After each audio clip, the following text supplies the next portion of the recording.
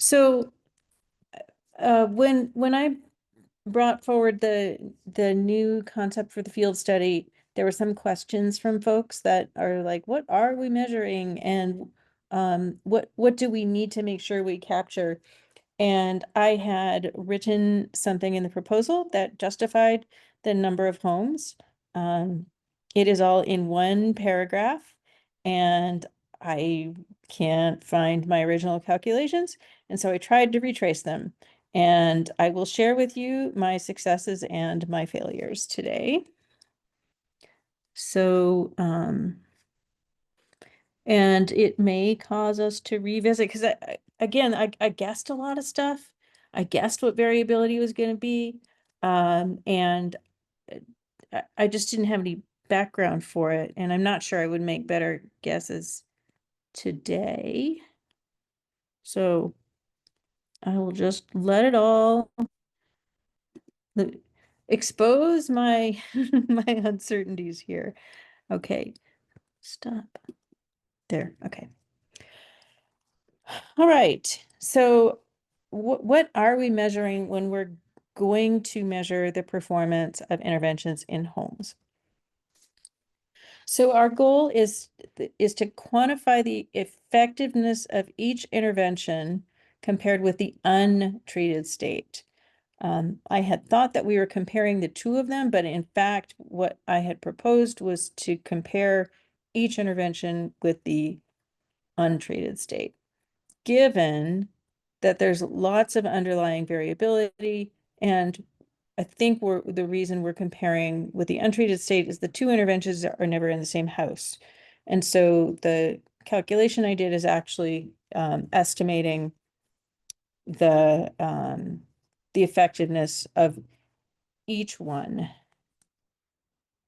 So a loose definition, this is what we used in the proposal, the overall outcome of an intervention in its real world context.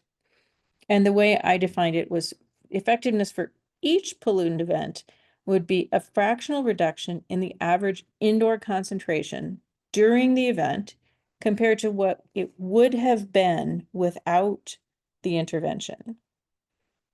So that's the definition of effectiveness. It's like in situ, what's the compared against a counterfactual, basically. But then there's a ton of variability in indoor particulate matter concentrations. And so typically what people do is they just simply compare those concentrations with and without an intervention, without adjusting for much of the potential variability, and try to detect the whether something is making a difference. But they're comparing something that's highly variable. So some of the sources, oh, feel free to jump in with questions or corrections anytime. Some of the sources of variability are certainly the outdoor concentration, the infiltration rate and air exchange between indoors and outdoors, the spatial variability indoors, indoor sources of particulate matter. And then the thing we're really looking for is the operation of the intervention. What effect is it having? As well, there's the triggering of the intervention. So there's how the intervention functions all by itself, and then there's whether it gets triggered. And so we're comparing two study periods, one with automation and one with notification. So let's just think about those individually, but you should also recognize that the triggering itself is part of the operation and may create some variability.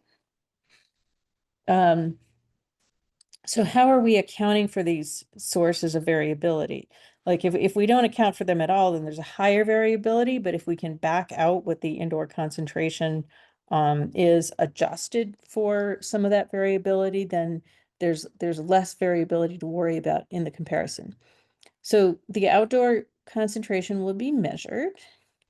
The infiltration and exchange, and this is the key point of the delta P, is we're intending to account for some of the variability by measuring pressures across the envelope, and using that with the outdoor concentration to predict what the response would be. I'll say more about that on the next slide, I think. there's spatial variability indoors. And so we have some data from Epic Homes. I'll make a comment on that too. And then there's indoor sources of particulate matter. And one of the things we had planned to do was rely on the work that Ellison has done to just plain eliminate the times when sources or indoor sources were contributing. And so those would not be used for comparison. And now we're moving toward screening homes that tend to have large indoor sources. Um, so these were ways we were attempting to get at that comparison.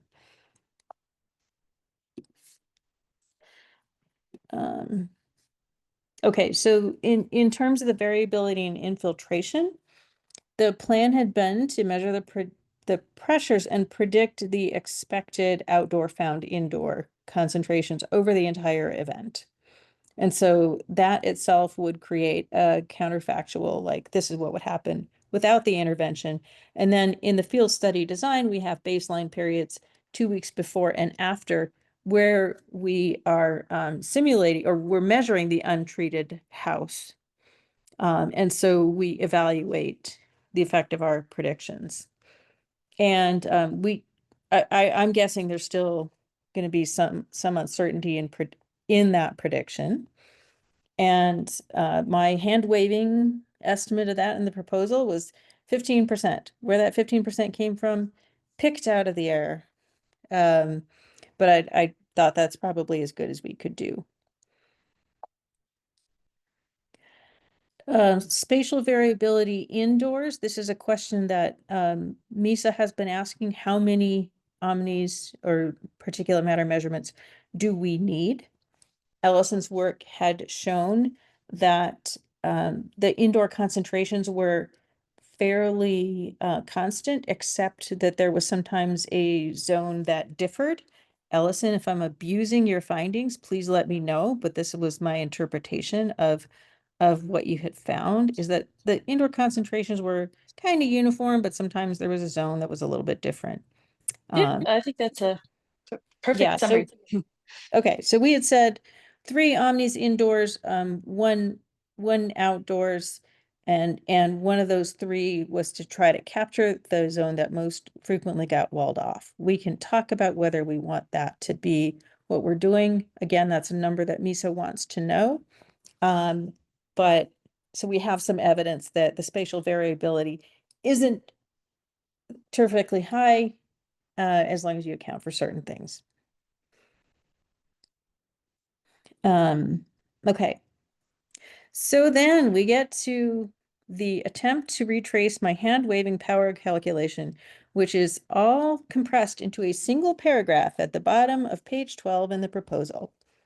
And so here's what I said, and I'll try to tell you where my thoughts came from, not because I'm really going to support them. I'm going to tell you where they came from so that as we reevaluate the field project, we can we can try to account for the things that need to be accounted for. So so here are the big assumptions I made. For a treated home with an intervention, the indoor reduction from outdoors would be 50%. For an untreated home, you'd get 30% anyway. And then that reduction percentage would have an uncertainty of 10%.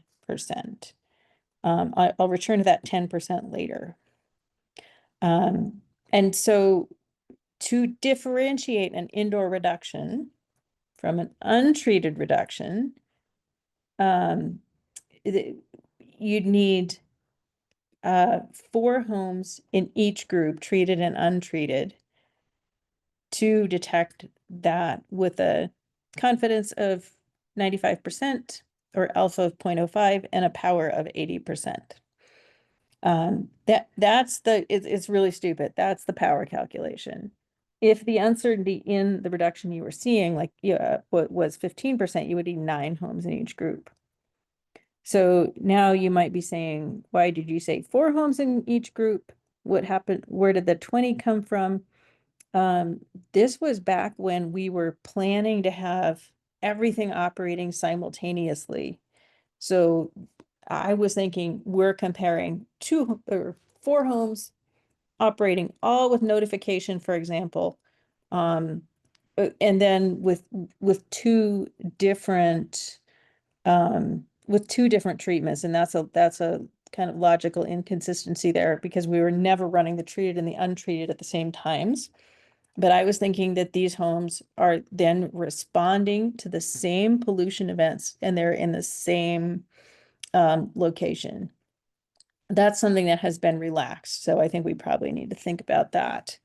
But that is the source of that identification.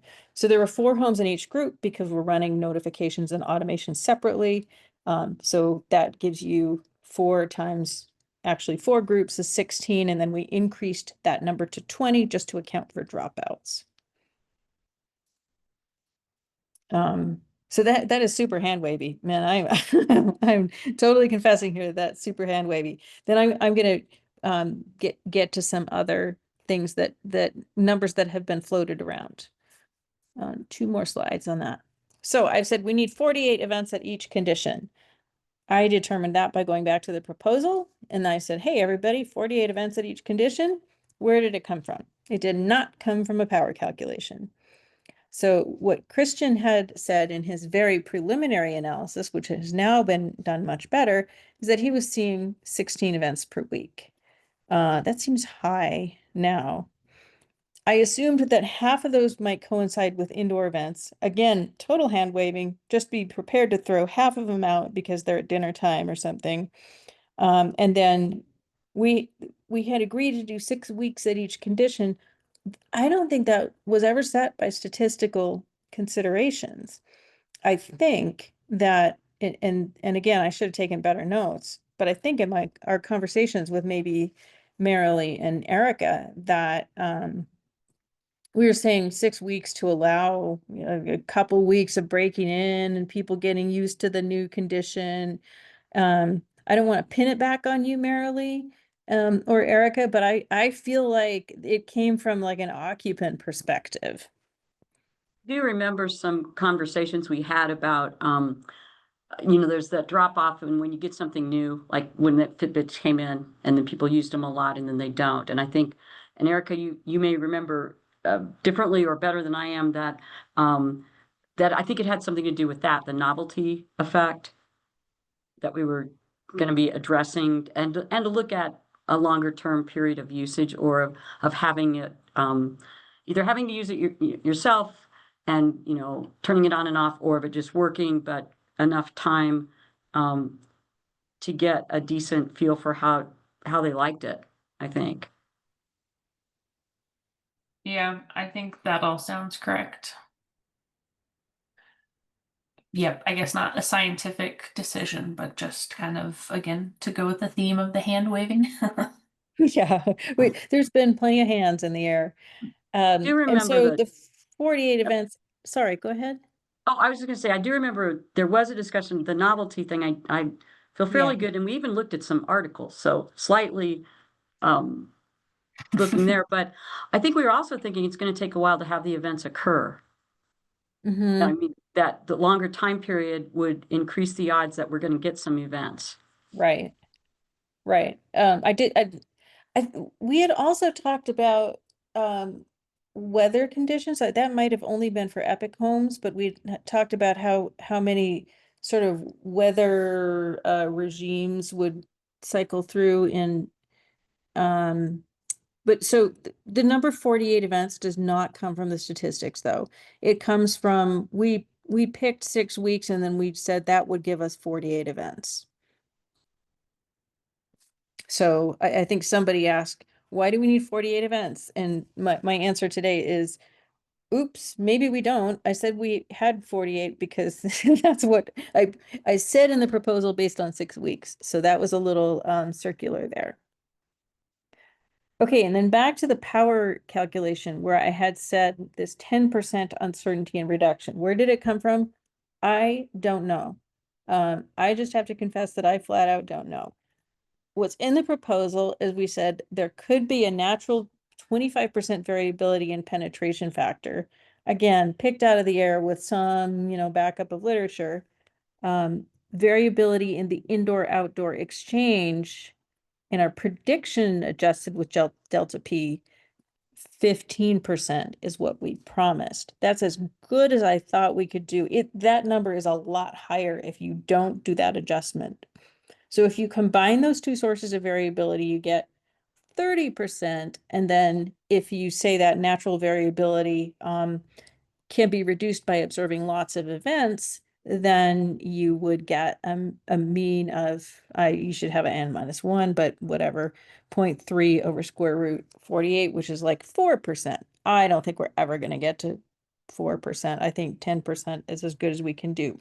Anyway, that 10% uncertainty in the actual reduction of particulate matter, I don't know where it came from, but these are the numbers that I put in, and I think 10% uncertainty in that estimate is as good as we can do. Someone's in the chat here. Yeah, Paul, maybe it was based on, I mean, I know we have there's a lot of information on, not a lot, but there's summaries of penetration factor variability, but that isn't for the same house, right? There's been penetration factor estimates across different houses. I was thinking that we would, so I might have taken it from like Nazaroff's theoretical work or something based on particle size. Okay. So these were all guesses, as I said, in one paragraph, squished down to fit into the proposal. That is where these numbers come from. Now you can see which of them have some basis and which don't. So we can talk about the field study, and I'm happy to go back to any of that stuff. But people have, I think it would help people to know why I keep saying these numbers. Some of the numbers have a basis and some have hand waving, some don't even have that.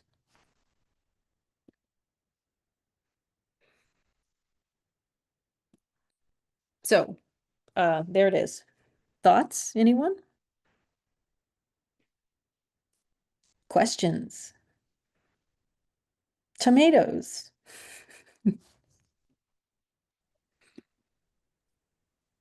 Tomatoes. I think one of the biggest questions is, does this change how many houses we're wanting to go to in the field Yeah. campaign? I think a case could be made for fewer, particularly because the four houses the four houses in each group that I came up with was when I thought they were operating simultaneously. But, I feel,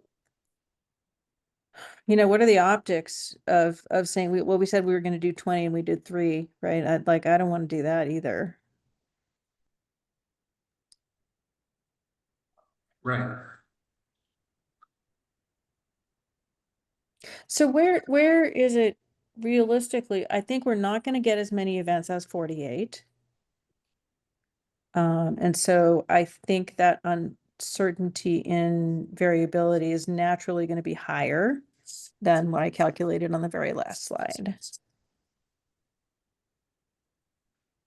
I think we have not yet demonstrated that we can correct for indoor-outdoor exchange, but we're just not seeing a lot of events. So I think we have stuff to worry about.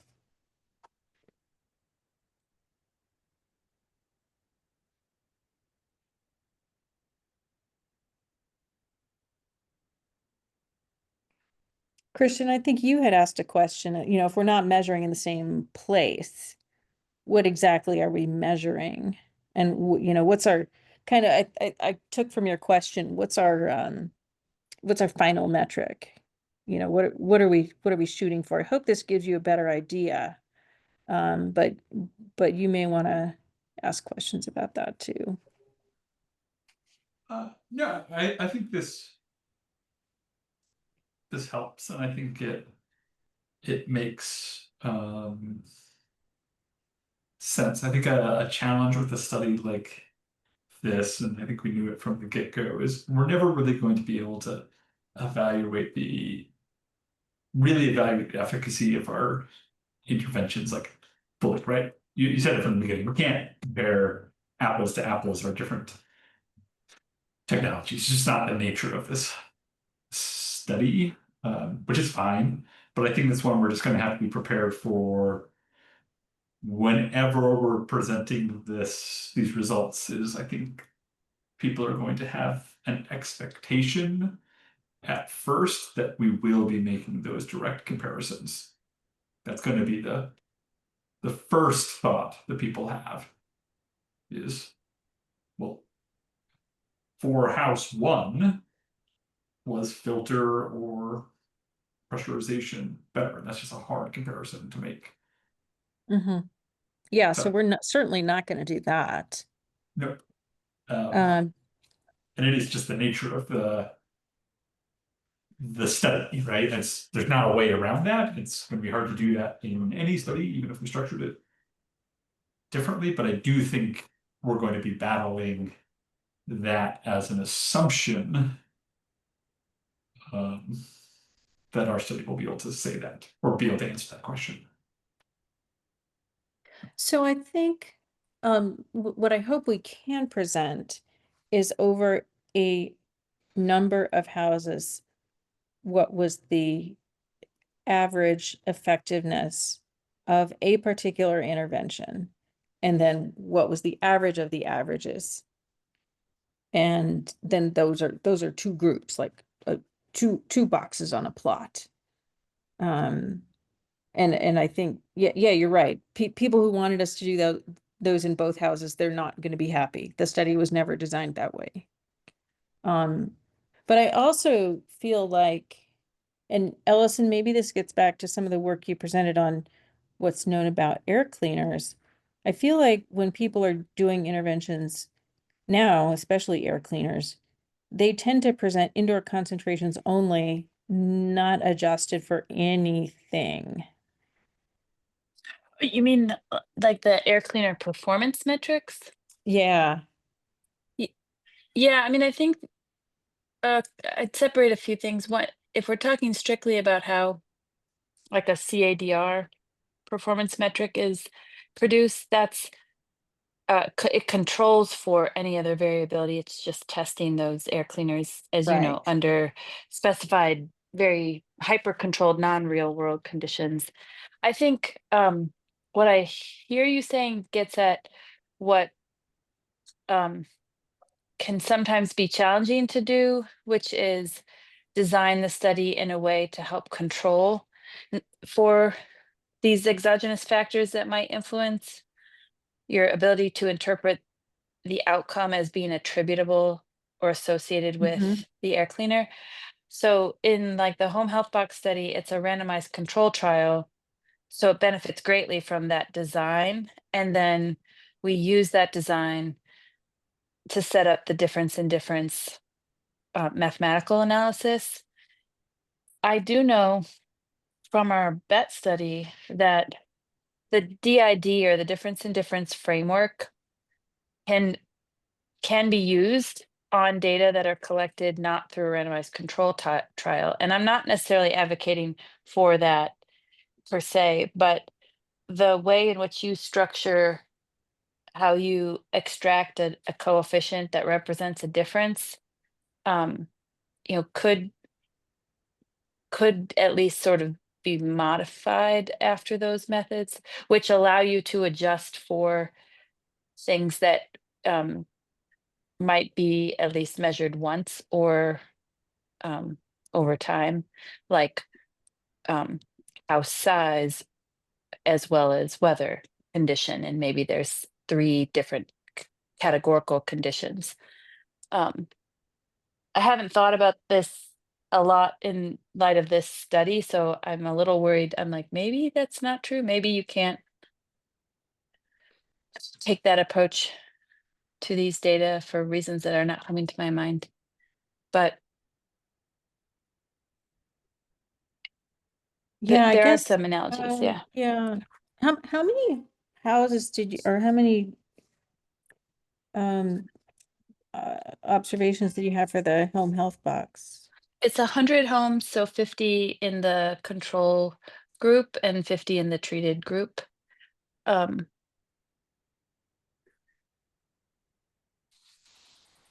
They're all independent from one another. And so if you're looking at event level within homes, then you'll quickly be reducing sample size because of that nested nature of the data set. But And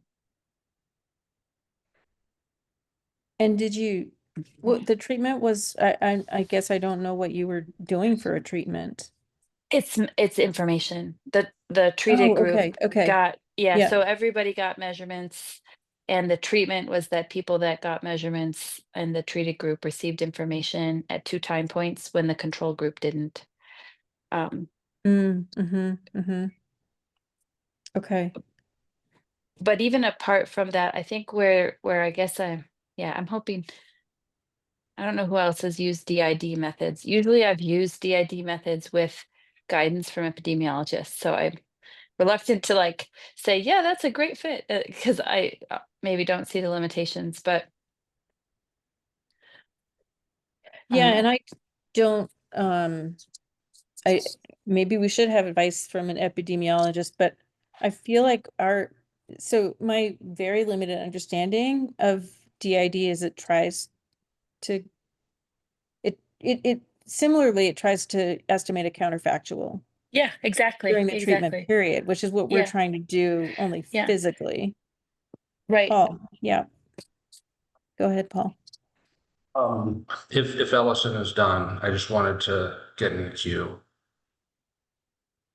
Yeah, Do you yeah. have more, Allison? No, I don't have more right now. Right.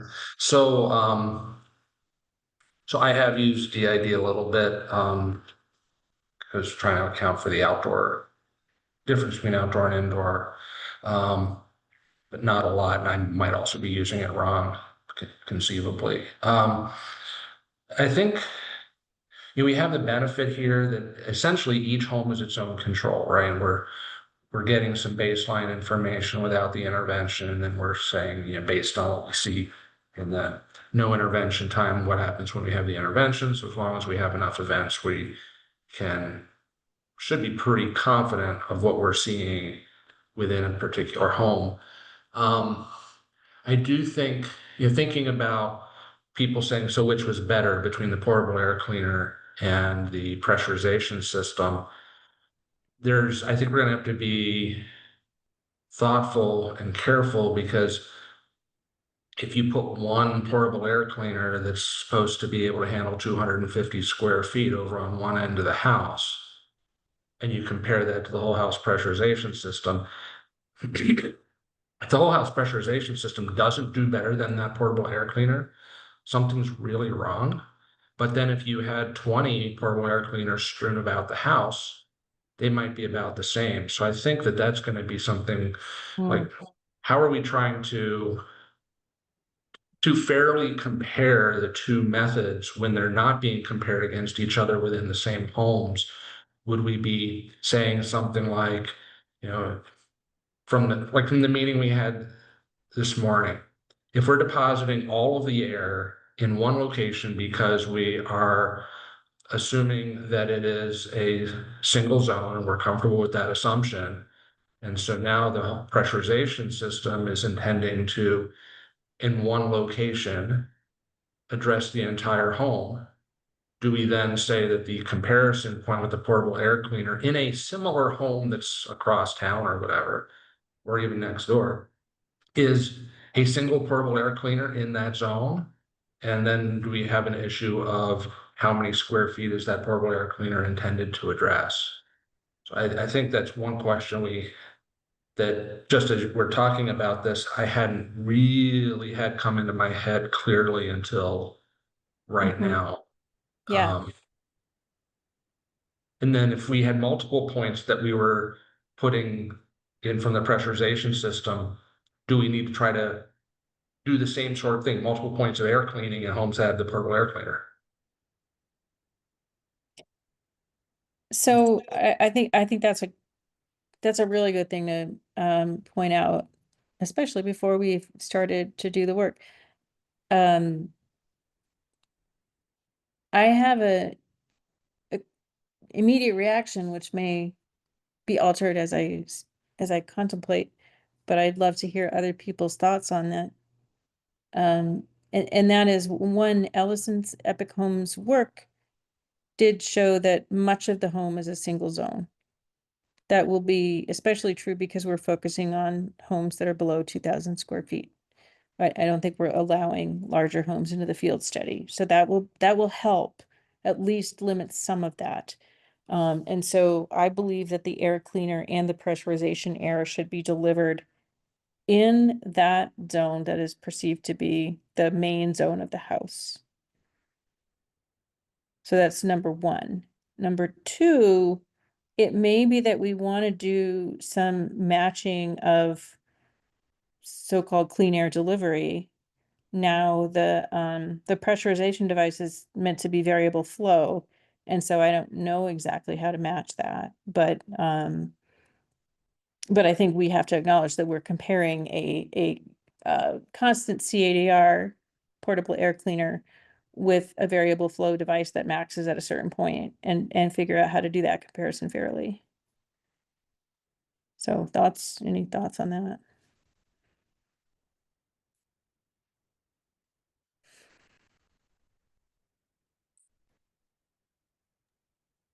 I have a question on the last one that you just said.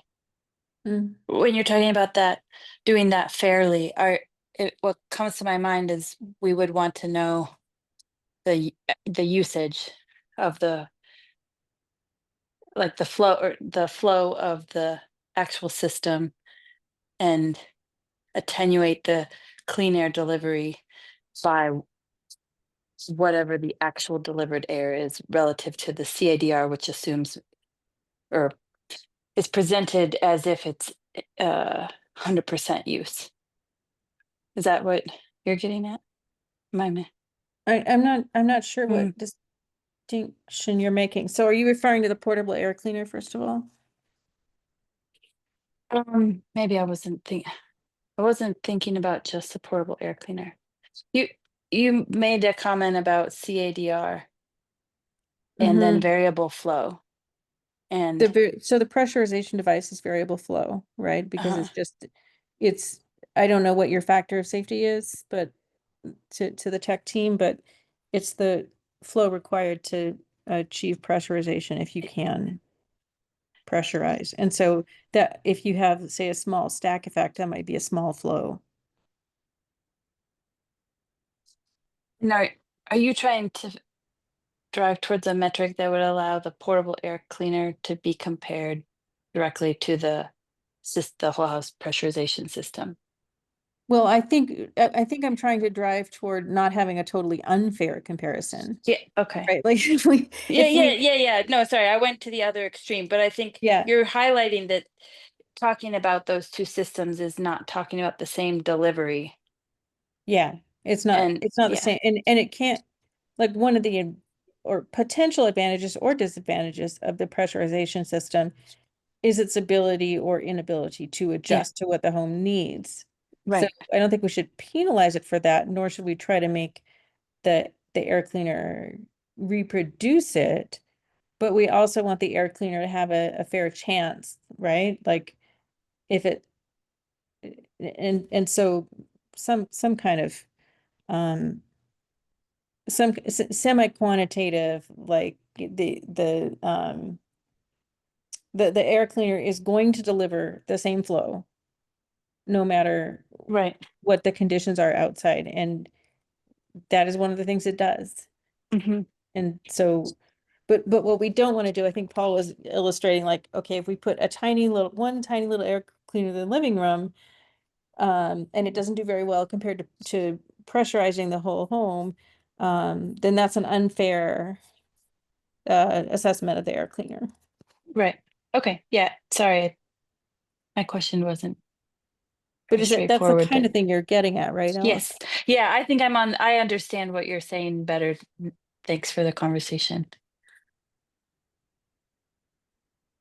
So one of the things I think is,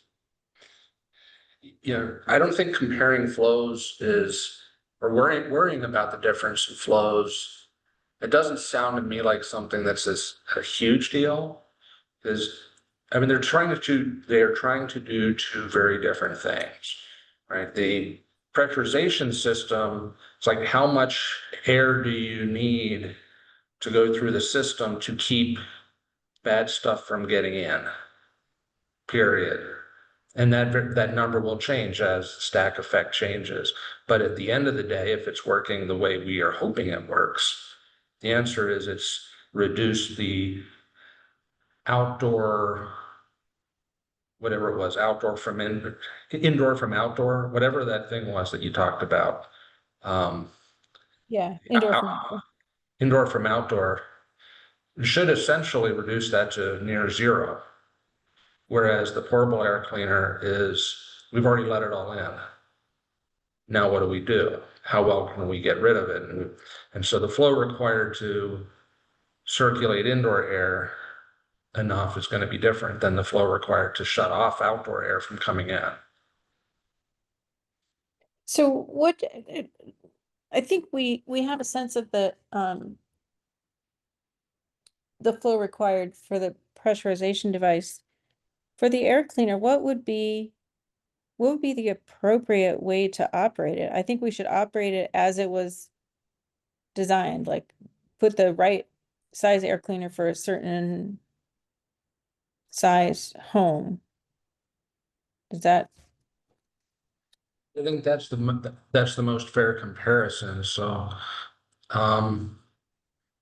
like I'm bringing up a Metafy's website, and this has air purifiers to go from 203 square feet. what does it say, covers in 30 minutes?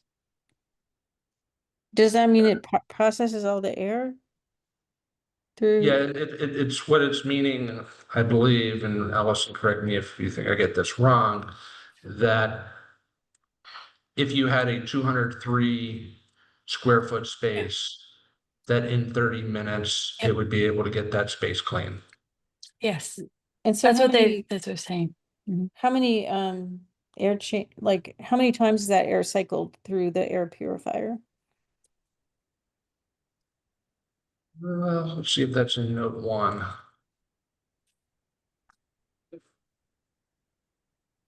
Linear delivery rates are in units of cubic meters per time, right? Or volume per time. Yeah. Yeah. Yeah, volume so per time. that note that there came from a smoke cleaner delivery rate when operating at highest fan speed, assumed closed room with 8-foot ceiling. Refer to test results on this page. If we come back up here, I don't know. I'm just kind of doing this on the fly, so I don't know if they actually It's tell okay. you what the CADR is. No, but I think we want to, like, it would be nice for us to agree on this. Because this is going to set, this is a process we're gonna have to go through as we assess each home. What's gonna be installed. And then when thinking about how the work will be presented and those two boxes on the box plot, you want to minimize the chances of people saying, well, it's no fair because you used an air cleaner that's too small or not enough air cleaners or whatever. And I think that's what Christian was originally bringing up. Yeah. Right. Yeah. So here's the clean air delivery rate in cubic meters per hour for this one. But so if let's say we're at a home, it's a 1,500 square foot home, and we're comfortable with the single zone assumption. Mm-hmm. And I think the fair thing to do would be to find the a single air cleaner that would be put in that single zone that is close to 1,500 square feet. So like maybe this one. Mm-hmm. They sadly don't have anything between 1,320 and 2,000. So that's a huge gap.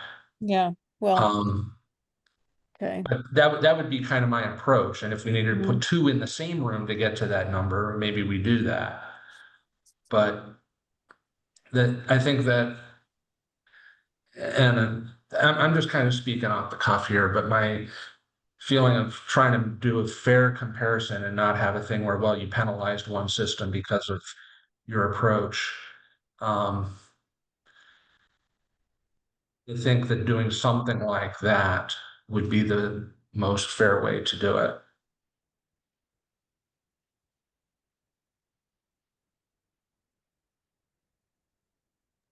So I agree with most of that. The correction I make, or the adjustment I may make is that if we introduce the pressurization air into 2 locations in some homes, we also consider placing 2 air cleaners that are half the size. I agree completely with that. So we're Um, trying to match Right, designed coverage with number of and number of treatment points. right. Yeah. Is everyone? Tammy, Yeah, go ahead. I follow that, but then I think it brings me to your next question is like, how should they be operated? Which brings up for me Christian's question earlier today about whether we should allow for manual on, off, or on sleep. Mm, And I don't know, it makes me think a couple of different things. Like, if we do allow the participant to turn things on, then it feels like we could see pretty divergent on off behavior for the fan stuff versus the portable air cleaners. Maybe that's all measurable, so it doesn't matter. Anyway, it brought to mind the mm. um the influence of the participant on the use of the air cleaner or the timing of when it's used. You guys didn't happen to answer that question after I left, did you? I don't think so. Unless I missed it, Christian or Paul. I don't think that one came back up again. No, we never came back to that. I would want to operate, I would want to have the portable air cleaner um, controlled to operate parallel in the same fashion as we would with the pressurization system. Yes, that's what I think too, Paul. Yeah. Like Yeah, almost like a recipe then. Like if yeah, for both. yeah. And maybe they would have operated it at times that we wouldn't. Right. They can do that outside of our experiment. Well, so we have a notification period and an automation period, right? And I feel like during the notification period, they should be able to do whatever they want because they would have to turn it on. I think the question is what to do during the automation period. Is that correct? Do we allow them to turn it on? God, just feeling this out, I feel like we have to ask them not to. Right, they have to be willing to, we need a fail safe, right? They have to be able to shut it off if something's horribly wrong. Um, but I think there's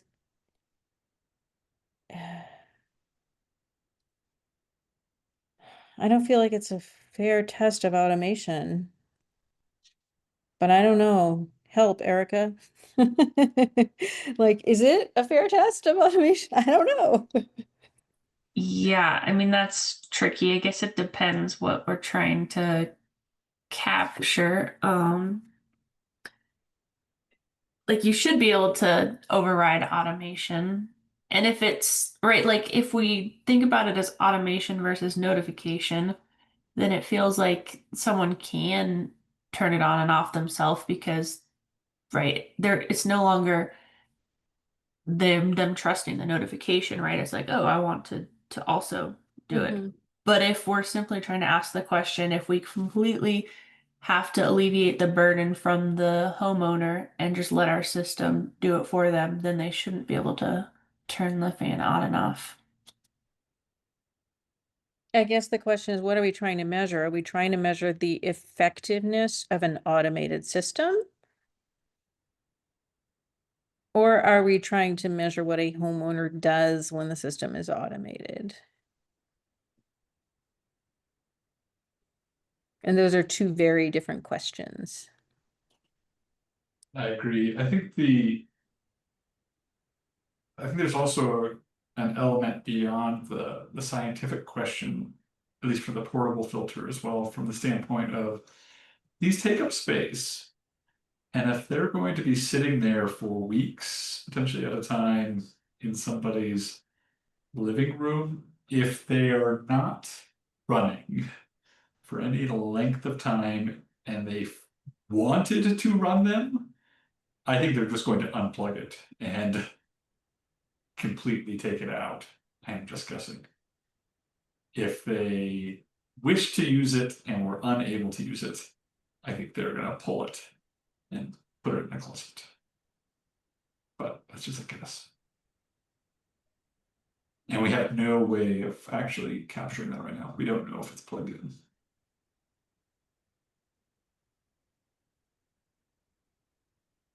So,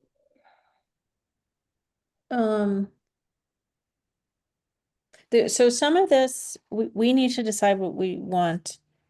And some of it can be handled with requests to the homeowner. You need to acknowledge that this will take up space and it's going to be there.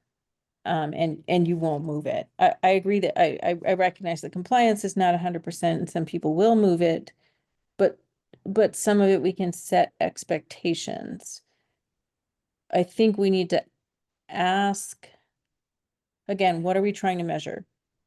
And I think a certain amount of it is the effectiveness without certain types of homeowner interventions and with certain types, right? And I think the homeowner interventions we're trying to avoid are like, did they just get sick of the thing and put it in the garage?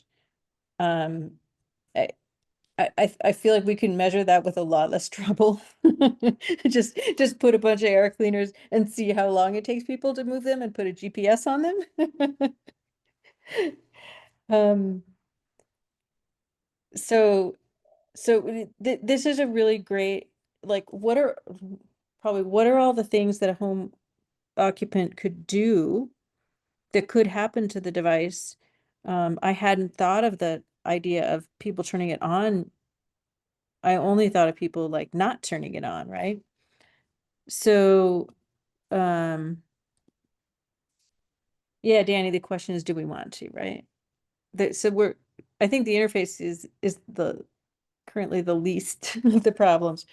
Can, is it worthwhile to make a list of all the things the user could do? This is maybe getting a little over to the user journey side, but then decide what actions we take. Like, what do we tell them not to do and hope they don't? What do we allow them to do and give them no guidance? And then look at the implications for what we are measuring.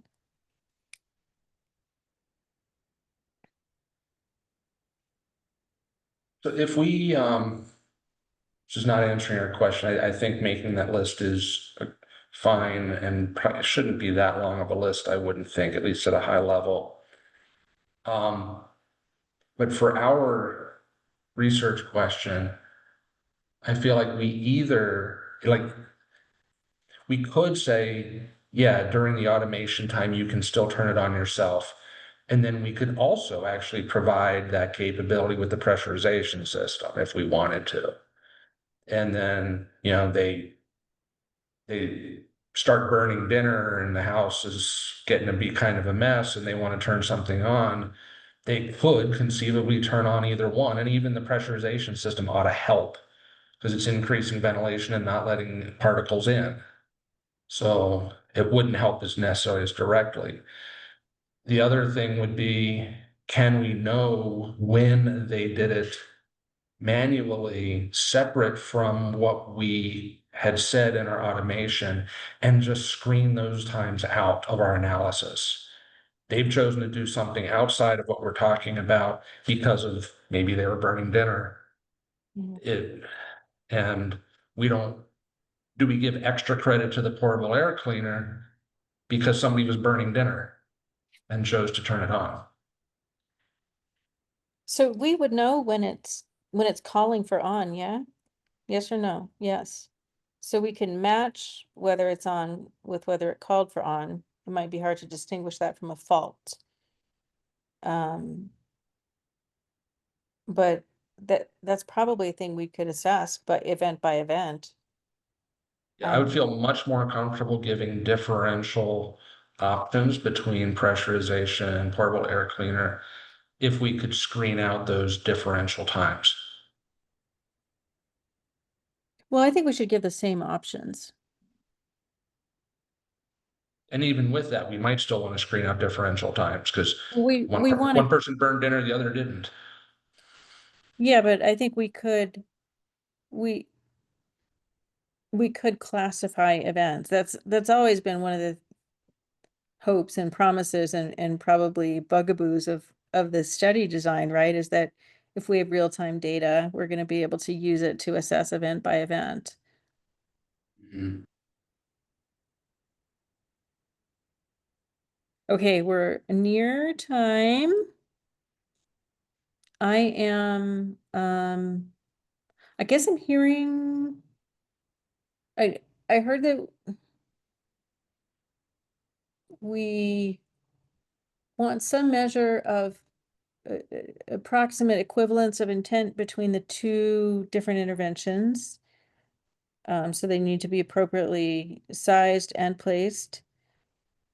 And then one of the big questions here is, do we allow them to have control during the automation period? And I'm hearing more arguments for yes than for no, although it may be just that a few people were speaking more than others. Yeah, I agree with all that. But the only one I would say from a practicality standpoint is there is going to be some natural limits on what we can put the control system in because we're tapping into certain parts of the power system to turn these things on and off. So it's not like we can just grab anyone off the shelf and make the portable filter work. So something to think about when we're talking about sizing, right? We're not I see. tapping into the power line, like the plug. We're bypassing the power switches. Okay. So can we in most cases probably say yes, but this is going to not be a next hour we're going into this home. It's going to be 2 weeks from now, we would like one this size, probably. Yep. There's a limited number of portable air cleaners that will be suitable for this study because of the need to talk to it. Okay. Okay. Did we decide that the user can have override capability during the automation period?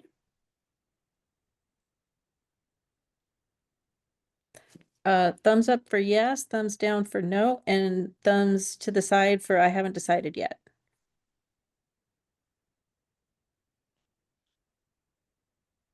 Okay, well, there's no no's, so yet, so that's still open to question. But the people who are ready to decide are voting yes, and then there's some people who are not ready to decide.